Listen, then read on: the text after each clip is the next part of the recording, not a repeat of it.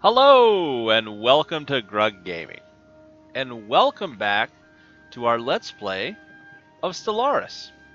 This is our 10-year check-in from our last video. In the last video, the year was 2240. It is now the year 2250 in our empire. And let's take a look at how we've grown, shall we? If we go ahead and zoom on out here, you can see that the map has become quite a bit more busy over the past 10 years, and we have expanded quite a bit. I'm going to run through what happened over the last 10 years, give you a recap of where we've been and where the plan is that we're going to go for this episode. So, let's go ahead and start back. In 2240, we found out that in Reshethi Holdings, this has happened before, but I didn't notice. This sector, come on brain, let's get it together for the video today. This sector up here, it has a building, it has a Betharian power plant. And that Betharian power plant is on the planet Resh. It's right here. There it is. Okay? We'll talk about that in a minute. That Betharian power plant wasn't working because when I made the Reshethi holding sector right here, that sector only gets access to the resources that are actually inside the systems in the sector. And because this planet was outside of the sector, it wasn't getting the Betharian stone, and therefore it was not able to run that building. So we had to add this sector back in. So after we added that sector back in, a month later in 2240-05, Hafa's Core, we got to see one of their fleets. I don't have a good picture of one here, but we found out that these fleets just north of us are actually using missiles and shields for their weapons. So I kept that in mind as we got later on in our research. In 2240-08, we completed blue laser technology, and we began upgrading our ships with the blue laser instead of the red laser. Slightly more powerful laser, does more damage, just to kind of give us a little more kick. We also, in 2240, in the 8th month, met the Shabtak League. Where are they at? Oh, they're hidden around here somewhere. And this was one of those, hey, we've heard about you from far away through communication, whatever. And one thing that I'm finding is that throughout space, a lot of people don't like us because of our slaver attitude. We keep coming across species that are either individualist or fanatic individualist, and it's causing us to have some pretty bad relations with a lot of the universe. So we need to keep that in mind as we expand out. We also found out the Reshethi Holdings, they had a faction pop up on the main planet of Resh. There it is. And on Resh, there was a Reshethi deterministic league, and it was basically all the populations of Resh. After we had conquered it, they all wanted freedom, and they kept getting more and more support. Their faction tab, they would go on strike. I would have to spend a bunch of our resources for influence to get rid of the strike by suppressing the press or bribing leaders.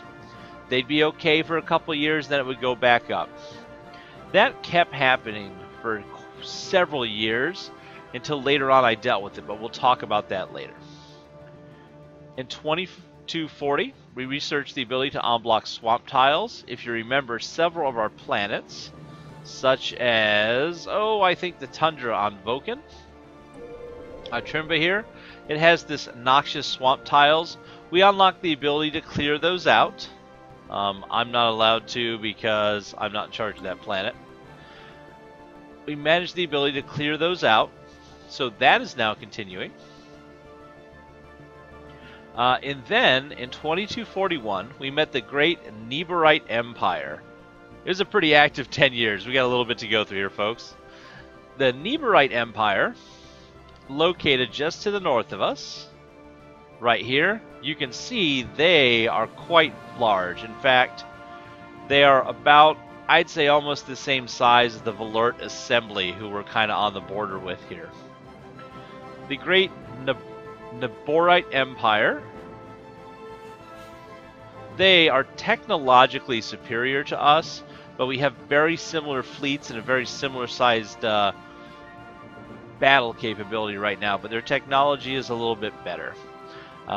They are far enough away that they're not a real big deal, and they're one of the species that we actually found that are also collectivists like we are. Now, they're pacifists, but they're also materialists. So like us, we have a couple things in common, which means they don't hate us nearly as much as most other people we've come across. In fact, it's pretty much our repugnant trait that other species don't like us because we're too icky and bug-like, that's causing us to have any kind of bad relations with them. We're going to be at a -5 when everything is said and is done. Something that if we need to talk to them, we can put an embassy in, get past that real quick, I think. I love their saying here. You can trust Overlord Igorum I, the Laboratorian people do, and their trust has never been misplaced. Gotta love it. So after meeting them, we also discovered an alien mural anomaly, which we decrypted and got some extra science from. After getting that anomaly, I've decided to skip most anomalies that aren't very important for keeping track, because a lot of them are really like, hey, you found this one single item on a planet and you got 200 society research points or something like that. So we also, in 2241, bought some star charts from our neighbors. Finally got someone to trade with us. In fact, it was the Volert Assembly that traded with us because we have our embassy here. We are now talking to them on much better terms. I decided that if they are going to be kind of scary because they have as big a fleet as us, they have the capability to have the same size fleet as us, but they have better technology than us. I didn't want them going to war with us. So I decided to put an embassy on their planet. And that embassy has gotten them to like us at a +30 because of the embassy.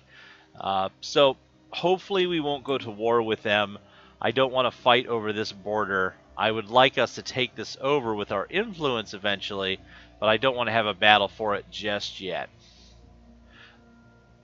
They traded us a star map for the southern part of the galaxy, and we got to see what was down here. You can see we haven't traveled to any of these ourselves, but we can now see everything that's down here, and we can see that there is another empire, maybe 2 other empires that we haven't met down south.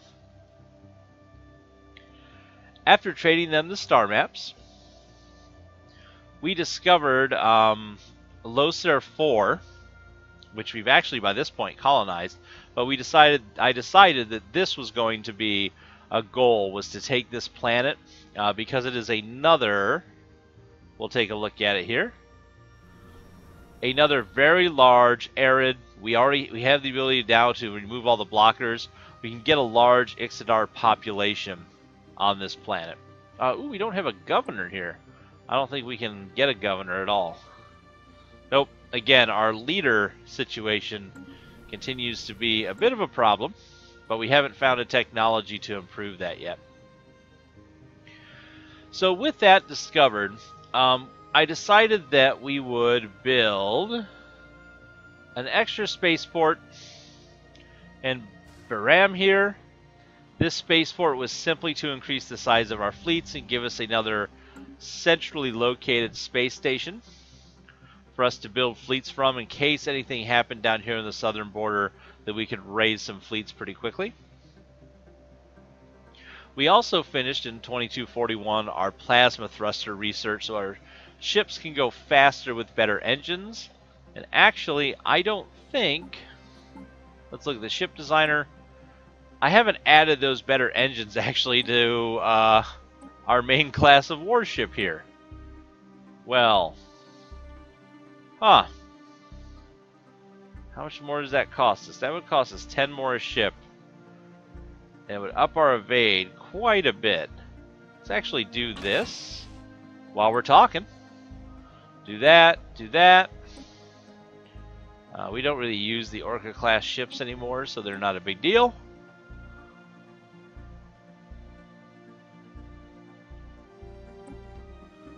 Oh my goodness. Okay. That just looks weird from that size.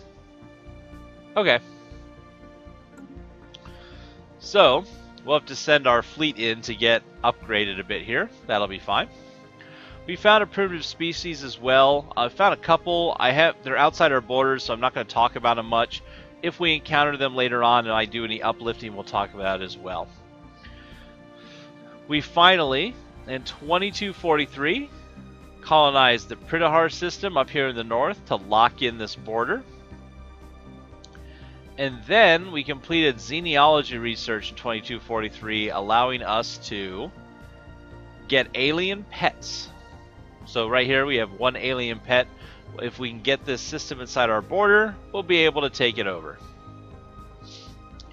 I changed our research over to point defense systems as well, because again we found out that our northern neighbors are using missiles as their primary weapon, and I have a plan to expand through their empire. I'm going to try and take this empire over, I think.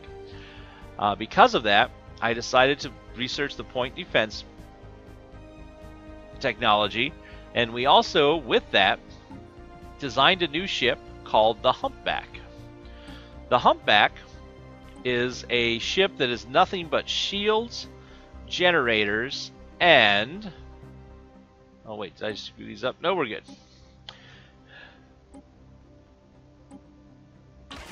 Oh, yeah, you can't do that. That's why. Ah, it would cost too much energy. Never mind. Back to the Humpbacks. So, this ship is nothing but shields, generators, and these point defense systems that are simply designed to sit in the middle of the fleet among our other ships and shoot down incoming missiles to kind of reduce the damage coming at us. So they're kind of a main plan, a hard counter to the missiles that are going to be in the Hoffa's core fleets to the north. And we've been kind of producing them over time to add into our fleet. On top of that, these Hoffa's core dudes, they snuck in on us. So I was trying to colonize this northern section, and before I could colonize this planet and cut off any kind of colonization inside of our empire, they snuck in and put this colony right smack dab where I want to be. That's what led me to decide, hey, not only am I building these defenses just in case you attack, I'm taking you over. I've had it. So, with that plan in mind, we also met up with the Dathakan hierarchy. They started talking to us. They're another... oh, where are they at? They're all... the map is getting filled up. Oh my goodness. I don't know where they are. Oh, they're a little tiny planet here. Now I remember. This little planet here said hello. They are currently controlled by the... they are a vassal protectorate of Hoffa's core. What that means is that they probably uplifted them into the space age, and then they joined in an alliance, or as a vassal. And so you can see how their territory is a striped color. Kind of neat. A lot like Crusader Kings. In 2245, I got tired of dealing with the Reshethi populations on Reshler. I don't want to deal with this anymore. They were causing the whole production on this planet to fall. So I said, forget it. When they're rioting and they're not producing any results for me, science or energy would all drop to zero. I said, hey, you know what? We have a way to control people who want to riot. Enjoy your slavery. So we went ahead and enslaved the entire planet, and you can see that happiness has never been higher. Go figure. So that planet became that. I decided also that to free yourself at this point, you have to become a frontier colonist for the Empire. Service guarantees citizenship. We also came across the Zorkan Concordant at the same time. They are another... Oh, I keep missing them. Down here, again, they are far away from us. We will have no interaction with them right now, but again, fanatic individualists. The entire Empire. Oh, it's the inappropriate mushroom people. Fanatic individualists. Everyone in space just wants to be themselves. No one wants to work for the greater good of society, I guess. We also, in 2246, we were able to research garanthium mining along with regenerative hull tissue. So we have a new module we can put on our ships if we want. I'm not using it right now, but it is right here, regenerative hull tissue. It adds hull regeneration. So if we were in a protracted battle far away from where we are stationed with our space stations, our ships could repair themselves in space. Kind of cool. And the garanthium mining allowed us to find a new strategic resource, this garanthium ore, which is just like the other ore, the Betharian stone, where you build a mining station above it to collect it as a strategic resource. And with that, we were able to build, I think on Graujalin, nope, was it back home on Ixathrak? Yes. On Ixathrak, we built this garanthium works using that, which Empire-wide made construction time and building costs decrease by 10%. It was pretty cool. We can also use it in our spaceport to build this garanthium forge, which makes ship have more hull points. I wanted the infrastructure bonus instead. In 2249, we finished up improved spaceports. This allows us to build a level 2 spaceport. So we've upgraded this to a level 2. Does it show us that anywhere? I don't know that it does, actually. It doesn't. Nope. All I can see here is spaceport upgrade level 3, but I don't see anything here that tells us... Oh, there we go, details. Woo! So it is a level 2 spaceport. You can see that this is what it does to our station modifiers for our naval capacity, etc. But up here, you can see we have an extra module slot. This is where we could make our space station kind of specialized. So if we wanted to, we could put in this Corvette assembly yard, which will let us build ships faster. And actually, let's do that, because the plan is to go to war. We're going to want to build a lot of ships real quickly. The very last thing that happened in 2249 was version 1.1 got released, so kind of cool. On the right hand side, we now have the sectors available, and we can actually click a little button here to manage that sector directly if we want to add or remove planets from it. We also have the ability to just click right on the sector to take us to the sector page. I've done some more dealing with the sectors. I don't mind them as much as I did originally, but I'm still... Ooh, they changed the way this is laid out. I still don't like them completely.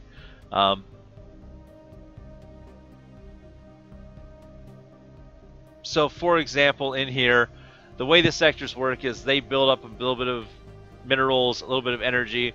When they have enough to buy resources, buildings for planets, they upgrade those planets. But, again, I wish I could choose to make the automation something I'm paying for as opposed to being forced on me. I also wish we had some more governors. The lack of leaders in our empire is a bit of a problem. And then the very last thing that happened, 224910, we figured out how to do the deep sinkhole removal. So, for example, Queniquapolos, we're gonna. Oh no, that's not where it was.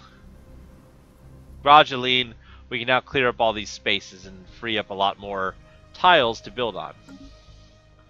So that is the breakdown of the last 10 years of our empire. Oh, we're done. We're done managing the sectors. Very soon, I believe I'm going to have a big enough fleet. We're at 74 ships. The fleet Ixodar's Hammer is currently a strength of 2514 and looks darn impressive. We still have these Reshethi ships in the middle of our fleet, but we have a mix of the Humpback class and the Mink class ships. The Mink class, of course, now have the torpedoes on them. This fleet is able to tear through anything it's come up against so far, but we haven't had a proper battle with a proper enemy. But they're kind of sitting here in Ixanthrak because as soon as I can declare war, I'm going to send them north, and we're just going to start fighting these guys. So, episode-wise, what I think we're going to do, I'm going to prep for the war. I'm going to do a video recapping the several years leading up to me declaring war, unless something changes and we don't declare war because we get attacked or whatever. On the conglomerate of Hufus Core. And then once that war breaks out, we will probably go to regular episodes. That war, the way the last war went, and the size of this, since they have no allies or anything, I don't think it's going to last more than one episode, maybe 2 episodes to wipe them out. So, we'll go to doing the full episodes. You've seen every little bit of that war. And then we'll break back into the kind of multi-year review. So we're halfway through the playthrough at 2250. Again, we're going to go to 2300 is the goal for this Let's Play.